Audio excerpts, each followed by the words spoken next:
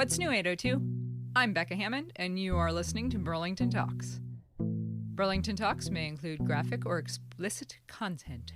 Listener discretion is advised. In this episode, I'll be interviewing one of my coworkers from my wonderful job, Jenna Brisson.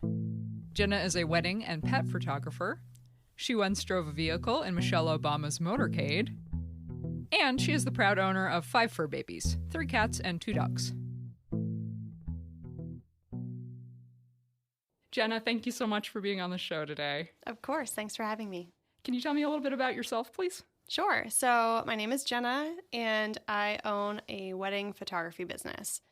I primarily photograph weddings and elopements, and I'll do engagement sessions and proposal sessions, which are often a surprise. Those are pretty fun to photograph, actually.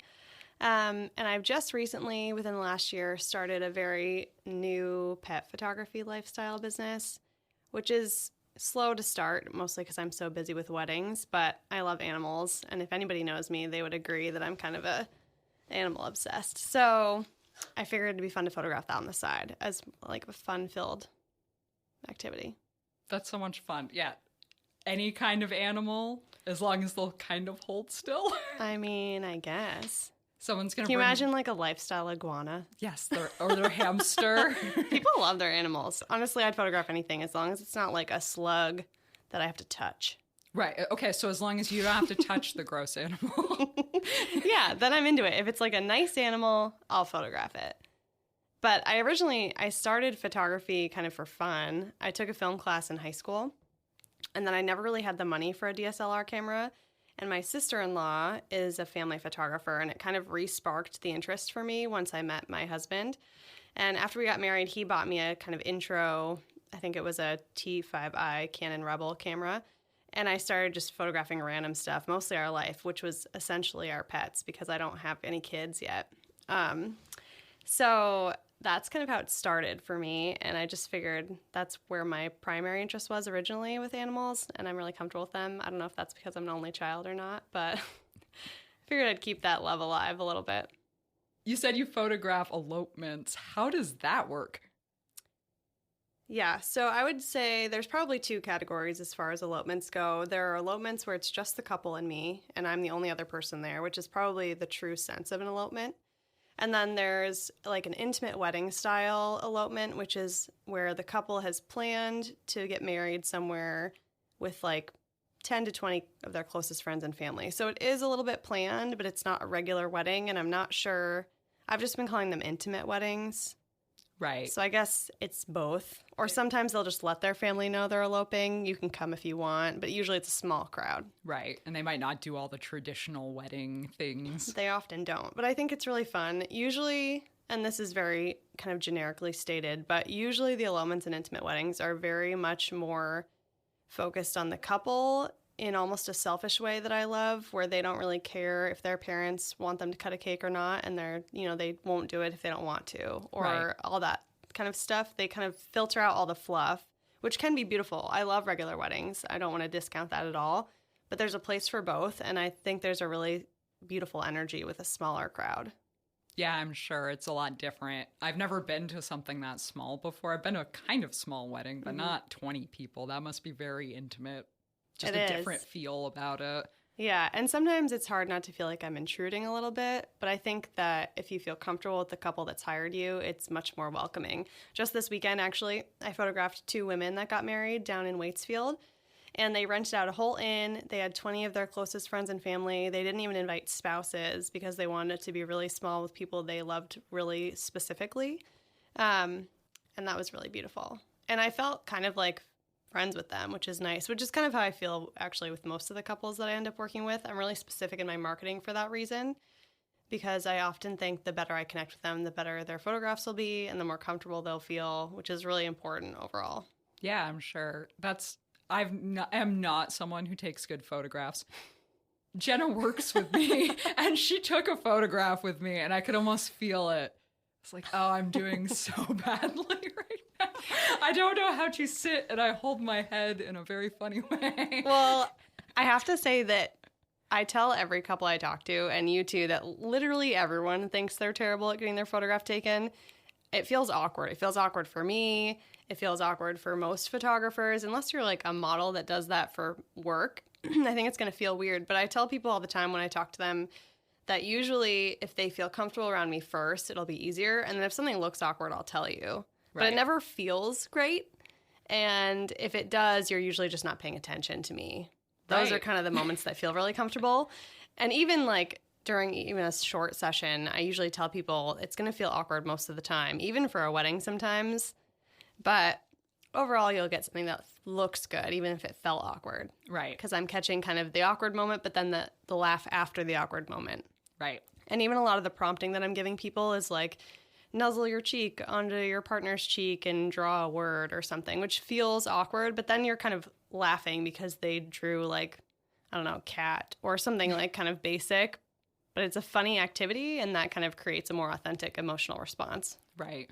Yeah, I always appreciate candid shots that just, even if they're not really candid, but they feel candid. Yeah. Where people are laughing. That's why those jump shots are always so much fun, because I feel like as soon as everyone does that, they've lost any hang-ups they have. Or the awkward face. I think a lot of it is just getting people kind of distracted from thinking about what I'm doing. And if they can kind of take their energy somewhere else, like to their partner or to their friends, they won't think about it as much and they won't make that funny face that we all make when we stare at a camera too long. Yes. Yeah, we all have that. And I think it's like, what do I look like right now? Like, do I look silly? Do I look stupid? Do I look hot right now? Like, what is my exterior image to the world? So you just have this funny attitude going on. Yeah, it's hard.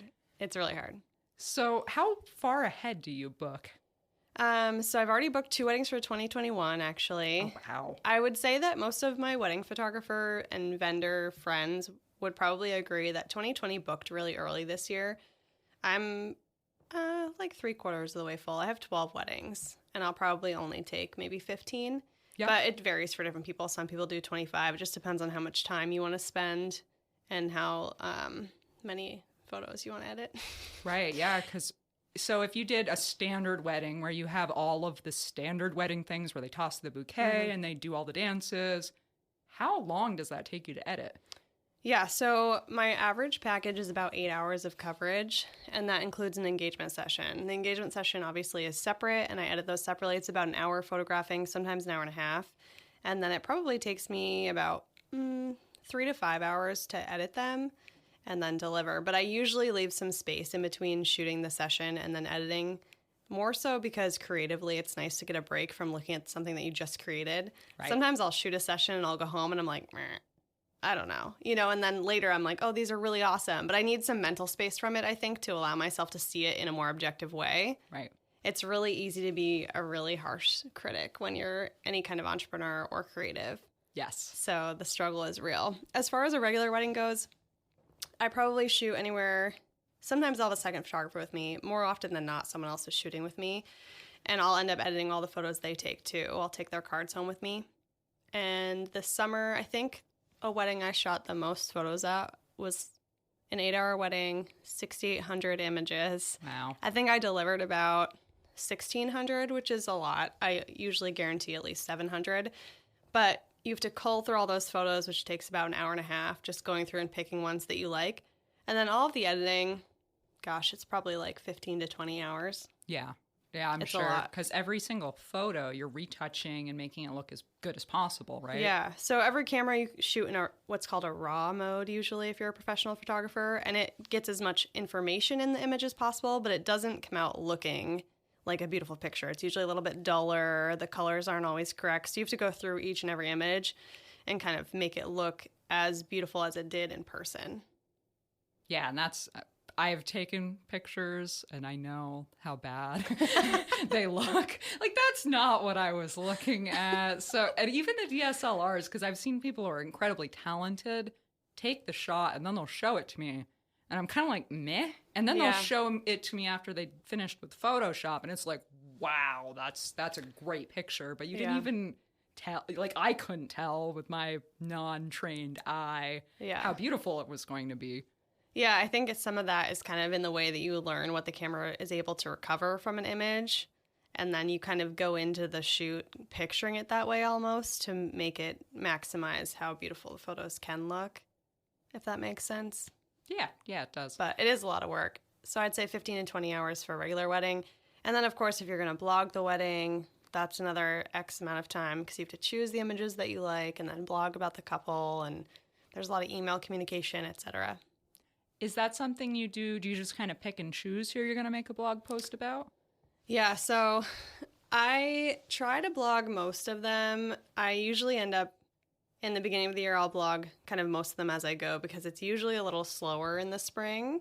So I'll blog most of them if it kind of fits with the general theme of my brand, which most do because the couples I end up finding are really cool, which is lucky. But once August hits, August, September, October are usually the busiest months of the year here for wedding photographers or weddings in general. And you get a little backlogged. It's a lot of work. Yeah, I'm sure. So I have weddings from earlier in the fall that I haven't blogged yet, but it also kind of leads like a good chunk of work to be done in the winter and kind of fresh material for your website.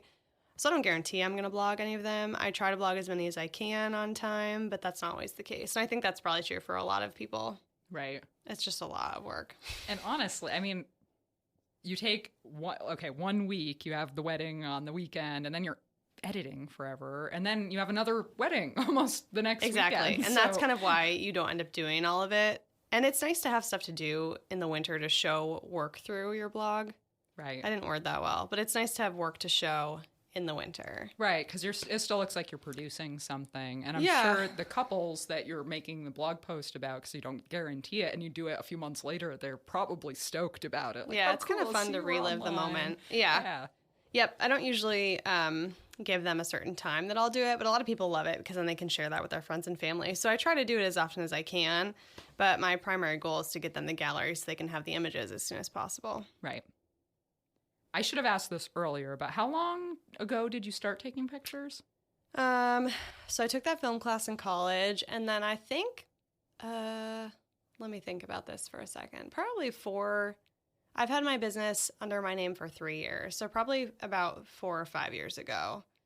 The year before I started my business, my sister-in-law, Christy Dooley, the family photographer, she had a local friend who's a wedding vendor or photographer named Amy Bennett, and she needed a second photographer, so I worked with her. That's kind of how I got started. She just needed someone to help shoot kind of supplemental imagery at her weddings. Right. And I didn't actually know that I liked shooting weddings until I started working with her, and I shot probably close to 20 weddings with her that first summer. And then I just decided that it was something I really loved and wanted to do kind of on my own. Yep. So I've had my own business for 3 years, and that was the year before. So probably almost 5 years. I'm impressed. Something like that. Your photos look amazing. Thank you. So nice. I always think of photography as being something that you have to focus on, and it's like a lifelong skill, and you build it. I think it probably is. But isn't that true of any creative? Probably. Yeah. Yeah. Yeah, it's amazing, though, that you can start and have a business in a couple years and actually be good at what you do. I feel pretty lucky, honestly. And I think some of it is I got to work as a second shooter for so long, but you don't make that much money. The average, I think, around here is maybe $50 an hour. It depends based on your experience level. Right. But shooting a wedding is also a lot of work and a lot of time on Saturdays when maybe your spouse isn't working. So after a while, it was fun, but it wasn't my clientele. There were people that were attracted to work with Amy, which was wonderful. She has really beautiful work if anyone wants to check it out. But I just kind of wanted to have my own say over what I wanted to do in my business. And it's really fun. It's a lot of work, but it's super fun. And I think the rate at which your business grows very much depends on how much hustle you put into it. Yeah. And my husband would probably agree that he hasn't really seen me in about that 3 years. So it's slowing down a little bit now that I'm prioritizing my time a little bit better. But when you first start a business, as maybe you feel with this podcast, it's an overwhelming amount of excitement and an overwhelming amount of knowledge and like things you feel like you need to do all the time. And I constantly feel like as an entrepreneur, my head is just spinning full of stuff. Right. Ideas. It's like a lists. tornado of words and lists. And one of my goals this year is to kind of have a better system for like jotting some of that down so I don't spin it around my brain so much. But it's really fun. I'm really lucky. I work a 9-to-5 job. As Becca mentioned, we work together. And I've surpassed my office job income in 2 years, which was pretty cool. So That's amazing. I don't like to brag about it, but it feels like kind of one way to measure how successful I am. And it feels good to kind of get somewhere. Yeah. Oh, yeah. And just having the bookings. Like, Yeah. people are actually interested in having you come photograph their wedding, which is so great. Yeah. And it's cool when they kind of reach out to you and say they love your work versus, you know, they're just looking for a photographer. What's your price? Because there are different types of people out there. There are people that are price shopping, and I think most people are. It's expensive, and having a wedding in general is really pricey. But it feels really good when you have clients that are attracted to your work and care a lot about the process and the actual aesthetic of it and you as a human. It's kind of a more wholesome experience. Right, where they're not just coming, are you the cheapest in town? Yes. No, then get out. Which is fine. And I tell people, too, there's a photographer out there for anyone. There's probably more than 20 wedding photographers in Vermont, but we also... Yeah, probably, easily, I'm sure. I think I read somewhere maybe last year that we have something like 5,500 weddings a year. Don't quote me because I'm not sure if that's exact fact, but something like that. There's a lot. We're a big touristy state. Yep. So a lot of people are coming here to get married. So I usually tell people there's no shortage of weddings, and it's nice to be kind to other photographers. Oh, yeah. It's funny, this area, I talked about it with James Lockridge from Big Heavy World. We were talking about musicians specifically. In Burlington, the musicians don't really compete the same way they do in other places. We're much more help each other out. You know, what can we do to help each other? If I can't do it, can you do the show? And I feel like that vibe and culture is true of most different sectors of culture. So I could see that in photography, that people here would probably not be so, oh, I'm just, no, her pictures are terrible, don't hire them, or that attitude that happens in big cities we don't get as much of here. Mm-hmm. So I think it's a gem. Yeah, I've heard that from other people too. And I would say that, honestly, I'm friends with a lot of the photographers in town, and it's really nice because eventually you can just send referrals directly to each other. And my friend Danielle Allendorf, she's also a wedding photographer locally. She and I run a local networking group through the Rising Tide Society. It's called the Tuesdays Together group. And I'll link that for you. Maybe you can put it in the show notes. Yes, but it's basically geared towards really any entrepreneur. Our group tends to be a little bit wedding vendor focused just because that's kind of who leads it and that's who started it. But it's a good space for you to network with other entrepreneurs. And there's a monthly topic. I think this one is vision setting and goal casting or vision casting, something like that.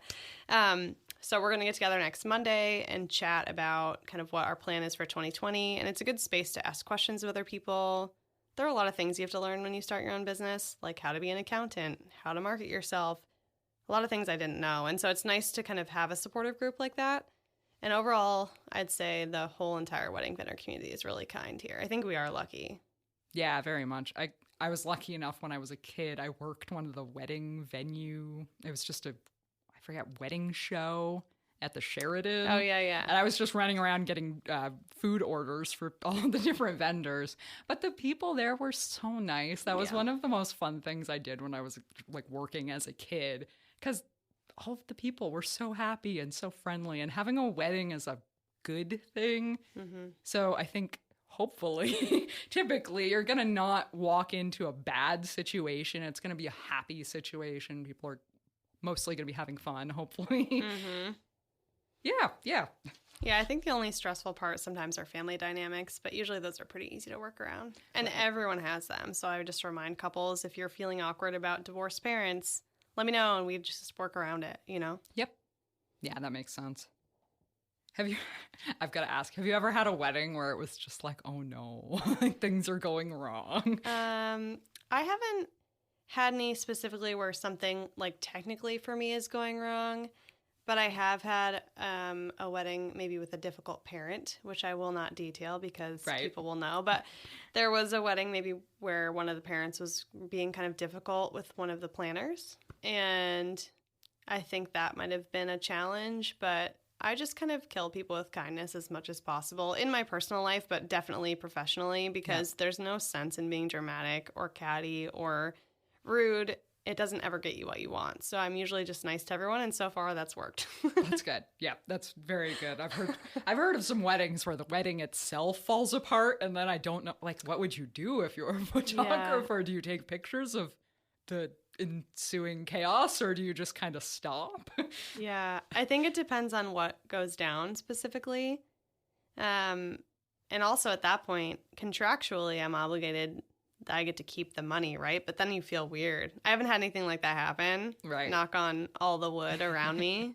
But I'm sure that's a thing. And I'm sure it's happened to other photographers. Yeah, I won't go into details either. My sister was in a wedding where the whole family started screaming at each other just in the middle. And it was not good. And I don't know if they had a real photographer, but I've always wondered how the people who were supposed to be professionally working that wedding would have handled that.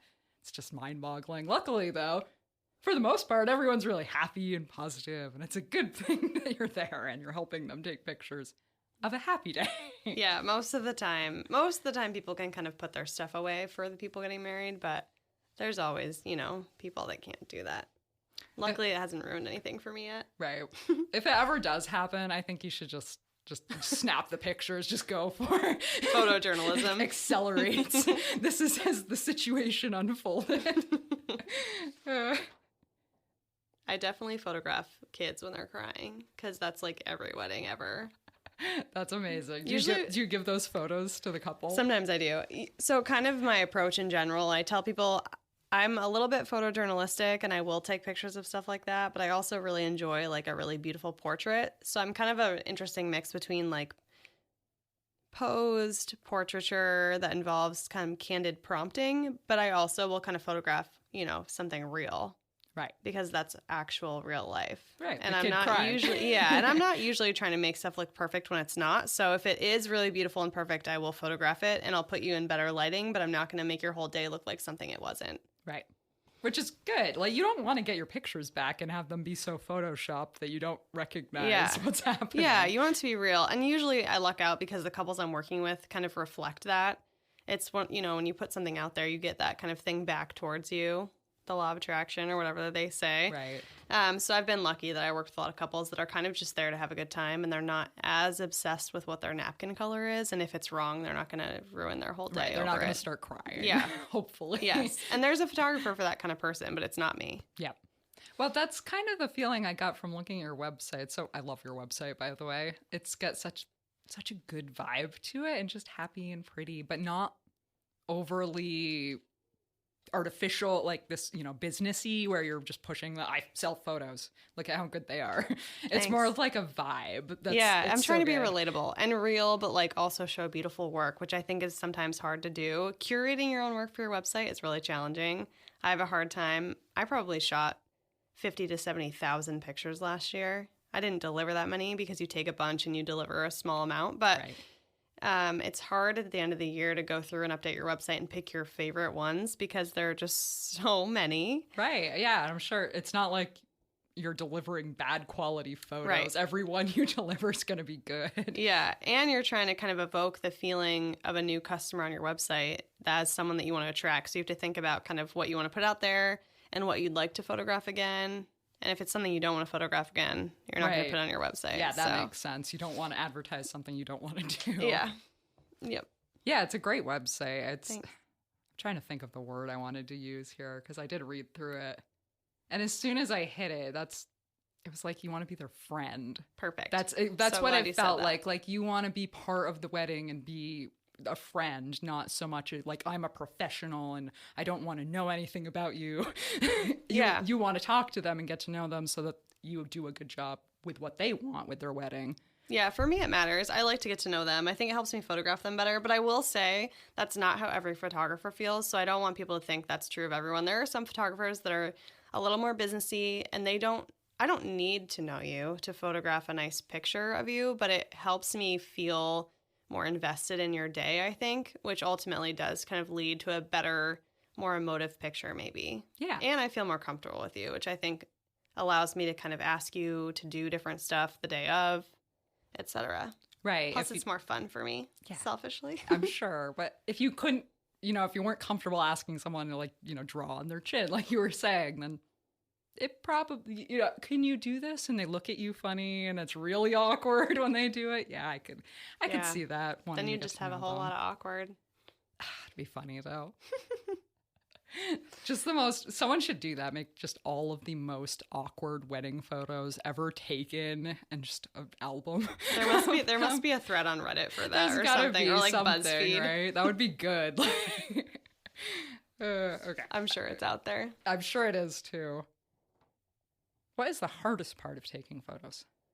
As far as a wedding goes, maybe. Sure. Or just in general, In since you do general. different types of photography.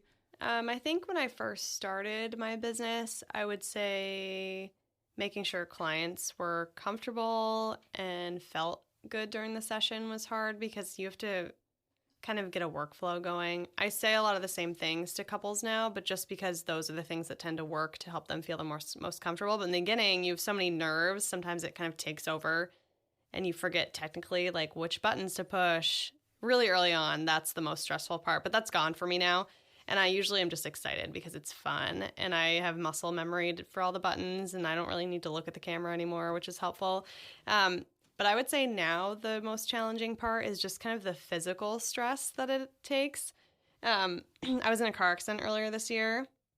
And even before that happened, I would say that physically carrying 2 cameras and other equipment for 8 hours on a wedding day is like physically demanding. And sometimes you wake up the next morning and kind of feel like you have a hangover even though you don't because you can't drink a ton of water because it's like very limited times you can go to the bathroom. Right. You're on your feet all day and you don't really eat like a standard meal sometimes until dinner. It's just kind of it's a weird work day. Yeah. It's super fun and it's kind of like you're in a rom-com, but it's physically demanding. Yeah, I'm sure you can't really put the camera down because the second you do, someone's going to do something you wish you got a picture of, I'm sure. Yeah, if you have a second shooter, it's nice because you can kind of be like, hop on this for 2 minutes and I'll be right back. But a lot of the time you don't want to miss much of what's going on. And people try to cram so much in their wedding day that there's not a lot of downtime. Usually it's the opposite. Usually you run out of time and you just have to choose what's most important to them. Yep. So I think that can be challenging. But I would say physically it's hard because after you shoot the wedding, you're a little bit tired, but I would say the next, however many hours you're spending editing is also taking a pretty big toll on your neck. And like, yes, I don't think my posture is the best. My husband would probably agree, but it's just challenging. And so since the car accident, I've noticed this more because my neck muscles are still kind of recovering and I'm fine, but that's been the most challenging part of this year specifically, I think. Yeah, it sounds like hard work. I guess I never realized weddings are 8 hours long, but if they do, especially if they do the shoot in between the actual ceremony and the reception, that adds a lot of time, which it's funny because some weddings I've been to, they don't do that. And then when they do, it pushes it so much longer. So I guess I could see it being 8 hours, but man, yeah, that sounds like a lot of work. Sometimes it depends too. If you have like a very traditional church wedding, they'll sometimes break in the afternoon. I don't have many of those, so usually it's like 12 to 8 or 12 to 9, just straight working hours. Yep. So that can be kind of challenging, but it's usually really fun. Last year, I ended up mixing a lot of Gatorade with water, which I think helped quite a bit, so I'll continue that. Gatorade, if you're listening, you can sponsor me if you want to. The photographer of Gatorade. That'd be great. That would actually be a really cool job. I wonder what they would... What would you take pictures of? Just people drinking Gatorade? Yeah, just like me modeling with my Gatorade water. That's probably I'm sure Gatorade has a photographer. I'm sure they do. Probably have. I don't know if I'm cool enough yet for that. But I'd take free Gatorade. That's the point. Right. What was your Burlington area origin story? I'm not sure if you're from this exact location. Sure. So I grew up in Ludlow, Vermont, which is about 2 hours south where Okemo Mountain is. It's literally a 1 stoplight town. Very charming, very little to do there. So a lot of the time we had to drive 30 minutes north or south growing up to do anything cool, which was really only a movie theater, Denny's at midnight. And I think that was about it. There's not a lot going on down there. And somehow I always joke I turned out pretty normal. I'm also an only child. But anyway, turned out fine. It's really beautiful there, but there's not a lot going on, as I said. So I went to college at UVM. And then after college, I worked for Senator Leahy's campaign, actually. And I moved to D.C. for a little while, but then I ended up just realizing it wasn't the right fit for me. It's really beautiful and it's a cool city to visit, but the kind of vibe of the people there is very different than here. And I would say I found that even traveling, it's kind of the same case. People here really care about other people and they're nice. And every time I visit a big city, I smile at strangers and then I realize that that's not something people do. Yeah. Oh, I do the exact same thing. I smile at people and then you get a very weird reaction in the cities, and then you almost feel like, oh God, I really shouldn't have done that. Yeah, every time. And it's just a smile. Like, I never would have thought that people are so angry other places. So I angry. smile at everyone here when I pass them on the street. Mm-hmm. Don't do that when you go to Montreal. I'm warning you. Yeah, I know. I have a photographer friend that lives in New York City, and so I'll visit her usually once a year, and I'm always walking down the street and I'll just smile, and then I very quickly realize that's not something people do. But anyway, so I moved back to Vermont because I love it here, and I've been here since then. I probably was only in DC for 9 months or so. So I've been in Vermont most of my life. And my other half, Mark, he went to Champlain, and we met after college through mutual friends. But we just decided to stay here for now because we really love it. It's beautiful. The winter is maybe a month too long for me, but making it work. Yeah, I think it's a month too long for everybody. Yeah. It might just be a Vermont thing, but we all complain about the weather so much. Like every day. But we all love it so much here, but we hate the weather. Yeah. I just want the snow to go away. Yep. Just like one or 2 months. See, but I wouldn't trade warmth for jerky people. I think that's why we're still here. Yeah, like I will stay cold as long as I can smile at you. It's fine. What is your favorite part of being in the area? Gosh, I think probably the combination of the people because they're really nice. And I honestly think if I was stranded somewhere, I would feel really comfortable almost anywhere in Vermont asking for help, which is a really good feeling. But also we have really good food here, and I like eating. Yeah, Burlington rocks the food. So much good food. We really do. It's amazing how much different culture we have in this little city because 99% of Vermont has no culture except for our standard woodchuck backwoods culture. That is like, we have a wood stove, we tap trees, like that's like Vermont culture. Mm-hmm. But in Burlington, we have everything. You can get any type of food you want pretty much here. I'm sure there's some exceptions, but yeah, it's like a little cultural melting pot. Which is and it's so all cool. pretty good, which is nice too. I feel like every time I travel somewhere, there's good food in other places, but it's not as readily available as it is here, unless you're in like a hip city. Right, like a major city. Yeah. Yeah, so, it's not like you're going to go down to like West Lab and get... Yeah. Like you'll probably get like a good Thai house, but you're probably not going to have good Japanese, or you're not going to have... Yeah, there's like one cool thing in the smaller towns. Exactly. But even outside of Vermont, there's just not as much sometimes. So it makes me appreciate what we have here for such a small community. And it's thriving too. Mm-hmm. I'm just kind of plugging how great it is because I love this area. And it really is. Like every different market, it's crazy how low our unemployment rate is right now. And everyone's trying so hard to work together in this community and make different events that are combining, like, hey, music, art, photography. We're going to get everyone together. We're going to have a band play. Now Foam's making beer cans with artist work on them to sponsor a band in town. Cool. So like 3-way, like it's so cool. There's so many different ways that people are combining to make Burlington so much cooler. It's really clever and very good marketing too. Yeah, it makes sense. I mean, like even the wedding industry, guys you're already doing it because you're already networking, but yeah, just combining where you're like, hey, I already know these caterers or these guys are great to work with. I've worked with them before. You can just kind of offer up. Yep. And couples ask you too. So I'm sure if you don't offer it up, they'll ask you anyway, which is fine. But it's nice that we're also nice to each other because even if I don't know, I usually tell couples I can ask a friend and they'll know someone that's good. Right. There are a lot of wedding vendors here, so I don't know all of them, but that's the beauty of nice people. Yeah. Yeah, and the more you get to know them, too, and the more people you know, it's, well, I don't really do that, but I know this person who does do that, or whatever thing that they want done for them. You actually know someone because you've worked with them before, or just know of them. So, yeah, it's great. I love Burlington so much. I know, me too. There are a lot of really good things about living here. Yeah, it's funny because I keep asking people that question, and I keep kind of getting the same answer. We all love it. I kind of need to expand out a little more and think of another tier to ask, go a little further on that one. No, I think it's a good question. Can you tell me a story about the most fun you've ever had shooting a wedding? Oh, man. I have two recent kind of, I don't want to say favorites because I really enjoy all of them, but kind of maybe like slightly more exciting opportunities. So last year, both in May, actually, I had a couple that asked me to document their elopement. So it was just them and me. And I ended up being their temporary officiant as well because there was no one else there. So they paid for me to have a temporary officiant form filled out. So we hiked the mountain together, and I took pictures of them at sunset reading vows together. And it was funny because on the way up, they obviously didn't want to wear their wedding gear, so they had backpacks on, and they both changed behind like little tiny pine trees at the top of the mountain. It was really beautiful, and I cried a little bit, and I actually had to hold back from like heaving crying, which I find myself doing a lot, like realizing that people will hear me if I audibly cry, and so I have to really kind of zone it in and hone it back in. Yeah, because you don't want to be the photographer that people are talking about.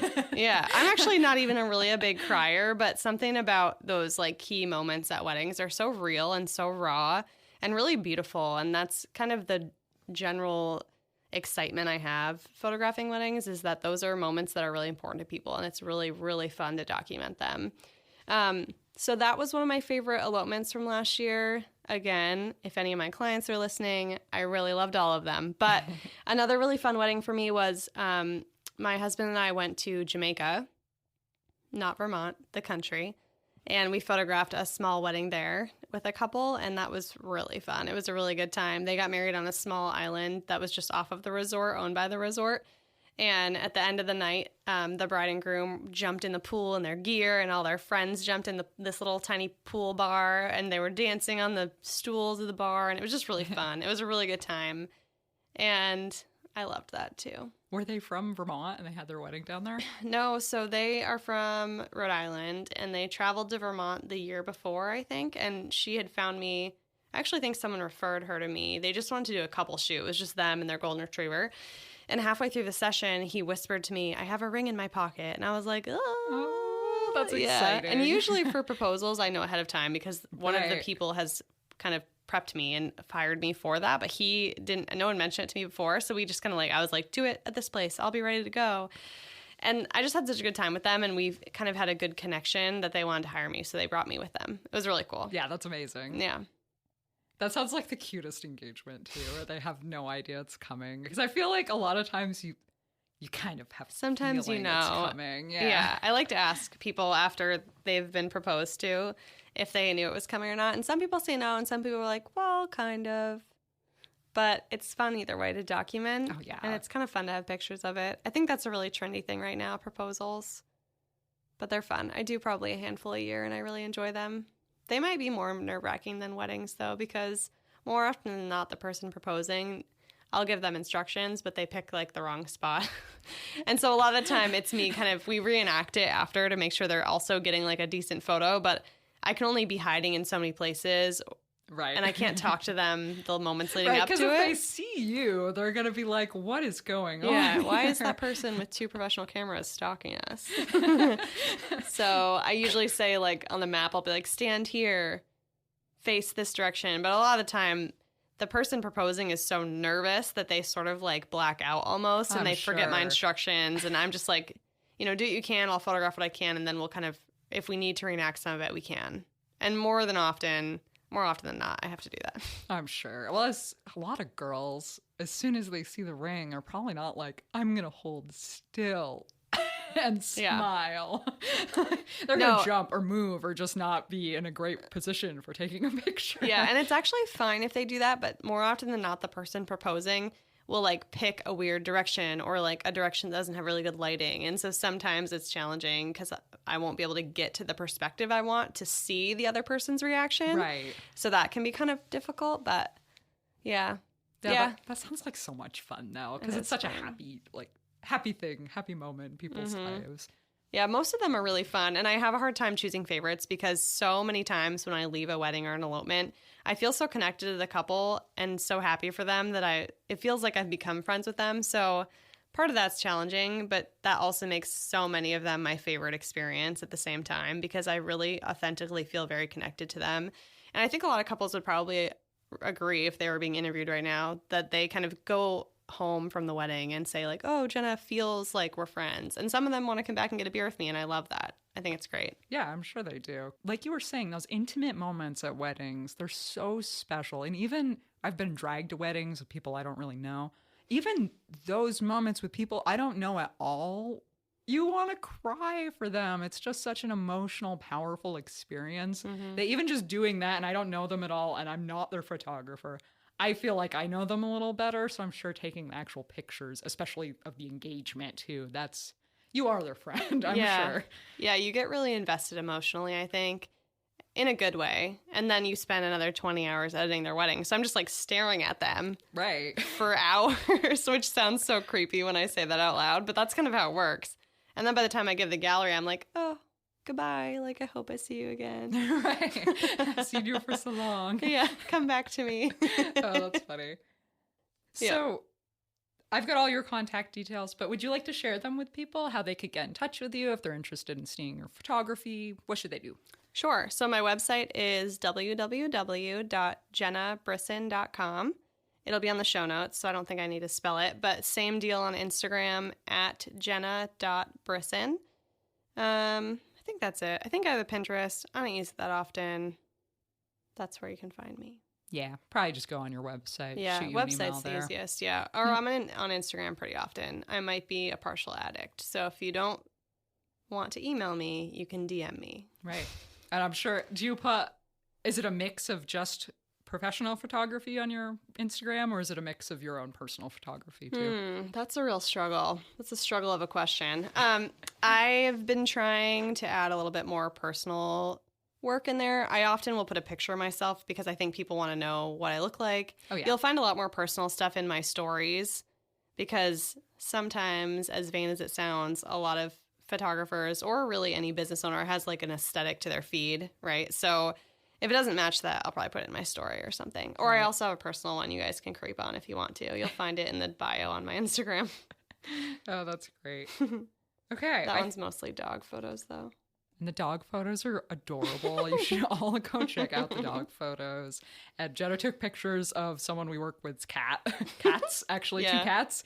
They were so cute. You should definitely check them out if you want pictures of your pets. Jenna will do a very good job taking pictures of your pets. Thank you so much for being on the show today. This was lots of fun. Thanks for having me. Yeah. Woo! Thanks again to Jenna for being on the show. I learned a lot about the wedding photography business, and I hope you did too. Get in touch with Jenna if you are a chill person looking for a chill and talented photographer to take some photos. Check out the show notes page to see some of Jenna's works and links to anything we discussed today. burlingtontalks.com/08 will take you there. Subscribe to the show and tell your friends about it. If you have something interesting to talk about, I want to interview you, my contact details are on burlingtontalks.com. You can now support the show by clicking the support link at the top of the website. I'm looking for new podcast music. I'm really hoping that a Vermont musician will be interested in helping me create 30 seconds or so of music that I can use for the intro and outro of the podcast. Get in touch with me. Send me files. I want to hear them. Thanks so much for taking the time to listen to my show today. It means so much to me to keep seeing the numbers grow and just keep seeing that people in the area are really interested in it and that all of the people I reach out to really do want to be interviewed. It's great. So thanks so much to everybody. That's what's new in the 802. Becca out.